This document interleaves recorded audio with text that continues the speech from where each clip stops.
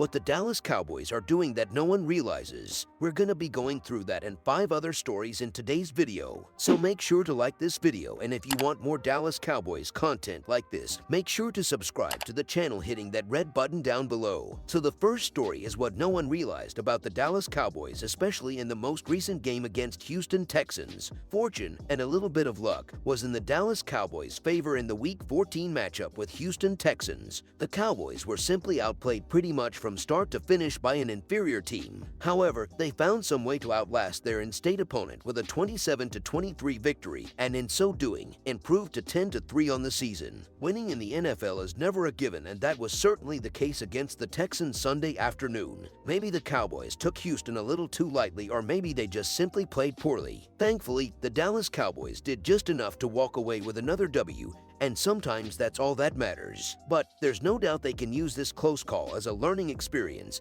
and to do that they could take a good hard look at the good, bad, and ugly from this Week 14 matchup. Except for the opening drive when the Dallas Cowboys drove straight down the field to score a touchdown, the rest of the game was surprisingly a hard-fought battle to the bitter end. This was expected to be an easy victory for the Cowboys. However, it was anything but. Dallas simply couldn't really get anything going on offense, defense, or even on special teams. Houston came to play Sunday afternoon, and it looked to have caught the Cowboys off guard. Fortunately though, Dak Prescott and company did just enough to put more points on the board than their opponent. In the end, it was enough. The Dallas Cowboys may have escaped a close call with the Houston Texans, but they didn't escape this Week 14 matchup unscathed. Unfortunately, the Cowboys sustained multiple injuries to several key players Sunday afternoon. Terence Steele, Jonathan Hankins, and Jake Ferguson all exited the game early due to injuries and didn't return. The severity of their injuries is as of yet unknown, but losing any one of the three would be a blow to the Cowboys roster. And on top of that, Trevon Diggs and Dorrance Armstrong will need to be monitored closely as well because of their injuries. Finding a way to secure the victory is the name of the game each and every week. Somehow, someway, that's exactly what the Dallas Cowboys were able to do in this Week 14 matchup with the Houston Texans. To their credit, the Texans came to play, and it was smash-mouth football from them from the beginning to end.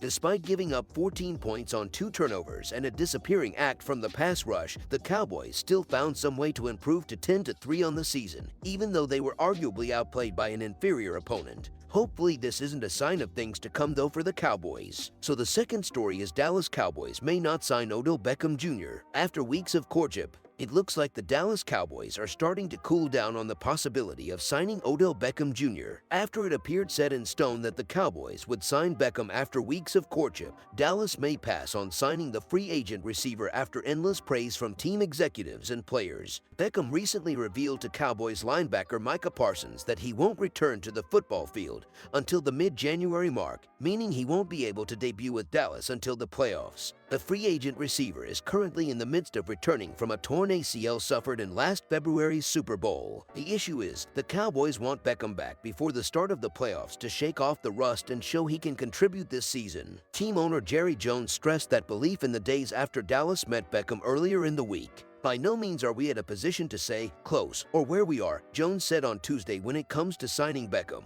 We're just discussing the many options that are there. Jones iterated that he's not confident at all in signing Beckham without working him out. Well, I'm not confident at all, Jones said. That's the issue. We all realize the issue of health. We've got a good beat on that. There appears to be a disconnect on both sides. While Jones and the Cowboys clearly want Beckham back before the start of the playoffs, Beckham revealed in a recent interview that he aims to play during the postseason. I'm not saying I couldn't step in and play regular season, but I don't see the point, the free agent receiver said on The Shop on Thursday. I really don't. I'd rather play when that pressure's on. While Beckham doesn't have any shortage of possible suitors, he's also met with the Buffalo Bills and New York Giants. It's become clear that Jones is drawing a line in the sand when it comes to adding Beckham.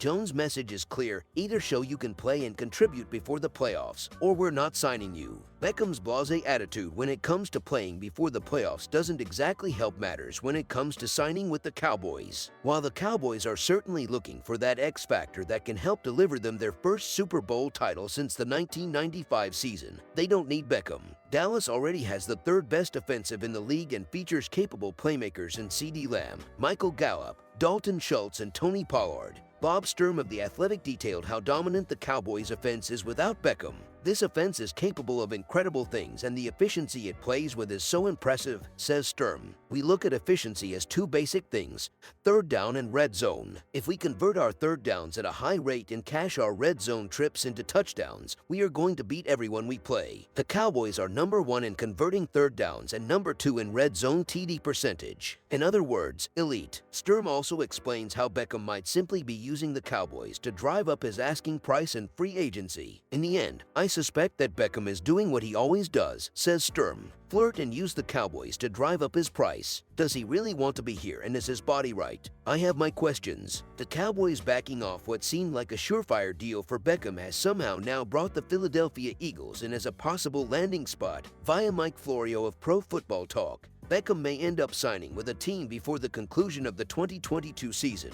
but it's looking more and more likely that he may not end up with the Cowboys after all. So the third story is Cowboys admit they're concerned about notable injury. The Dallas Cowboys managed to win their game this afternoon, but may have suffered a major personnel loss in the process. Starting right tackle Terence Steele suffered a left knee injury after his leg was accidentally rolled up on by a Houston Texans defender. Veteran Jason Peters replaced Steele, playing right tackle for the first time since 2005. Cowboys Executive Vice President Stephen Jones said post-game that the team is concerned about the state of Steele's knee. Steele will have an MRI on his injured leg tomorrow. If he has to miss time, Peters and Josh Ball would be options for the Cowboys. Steele has started 40 games for the Cowboys at left and right tackle since 2020. Before getting hurt today, he had barely missed any snaps in 2022. So the fourth story is Rob Gronkowski calls Cowboys pretenders, and fans are mad. Former NFL star Rob Gronkowski sparked outrage from Dallas Cowboys fans after his rather disrespectful comments to America's team. During his latest appearance on Fox NFL Sunday, Gronkowski shared his belief that the Cowboys might be pretenders despite beating the Minnesota Vikings recently. They have a better record than the Dallas Cowboys. And are the Cowboys contenders or pretenders? History states that they are pretenders. Gronkowski emphatically said. Sure enough, it didn't sit well with a lot of Cowboys fans,